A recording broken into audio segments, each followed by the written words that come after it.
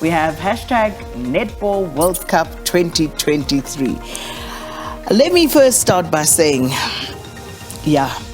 I'm exhausted. I'm sure. But what fun.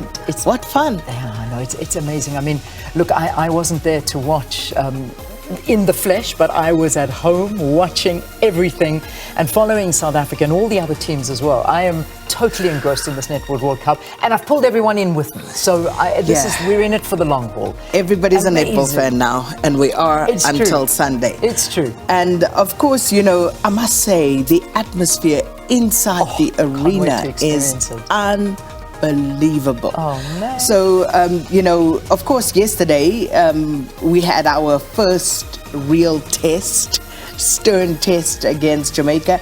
And you and I were talking before the tournament started, and I said to you, Jamaica could win this whole thing. Oh. They could win this whole thing.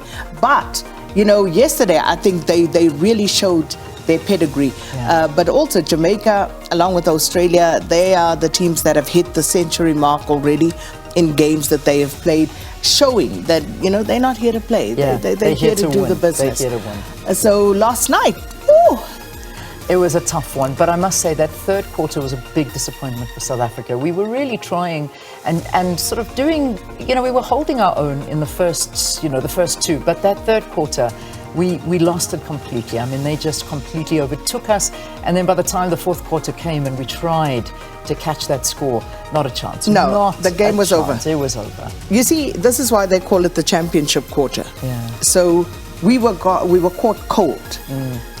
Jamaica came and they just they steamrolled us, like they just ran over us like we weren't there. Yeah. But let me tell you, Janine Fowler, like she's amazing. But not just this. This is such a well-balanced team. So you've got Fowler, she's doing her thing. You've got Beckford, just basically backing her up masterfully. But let me tell you where it really, for me, was won defensively. Yeah. I mean, Shamira Sterling, Jodie Ann Ward. Sterling is amazing. Just couldn't get them into the goal. Couldn't get them. She just wouldn't allow them to shoot at one stage. No, they're a fantastic team. Anyway, listen, fabulous. That's it. So we'll catch the Proteas again tonight. We're playing Trinidad and Tobago at 6:00. So let's hopefully get our confidence up and win that. We should win that one, but Malema, all right. So I must confess that I've been sort of not following too much of what was happening on the news front, but it was hard to miss what was going on at the stadium in Soweto, the FNB Stadium, packed to capacity as the EFF started celebrating. Well, actually, it culminated. They've been celebrating for about the last 2 weeks, but this is their 10th anniversary celebration, and it was a show of force. If there was ever a show of force, this was the moment that the EFF came. The town was red. That stadium was rocking. And then, of course, up onto this podium he went, and being Julius Malema, as he is, a speaker that can rile a crowd, he really can. So certainly can. What a show was put on.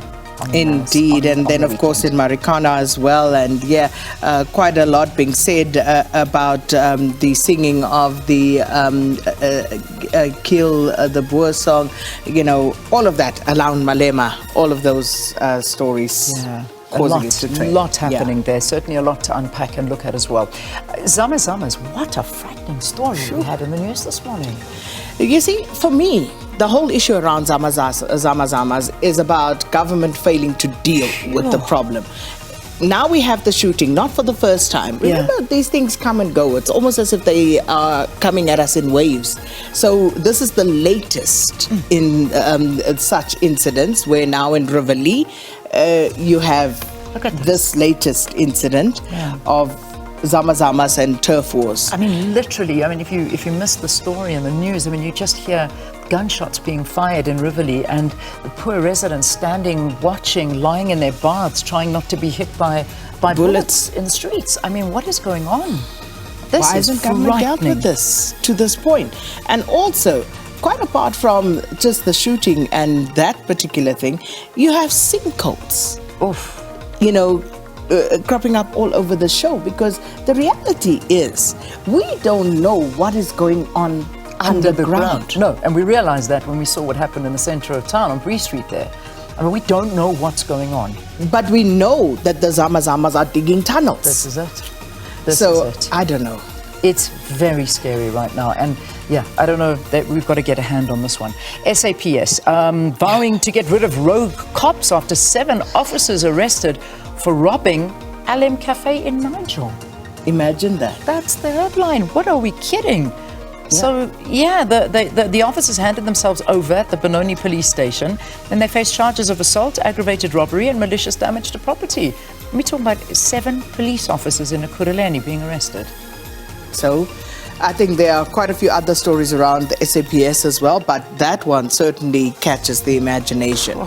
So, that's where we're going to leave our trending topics for this morning.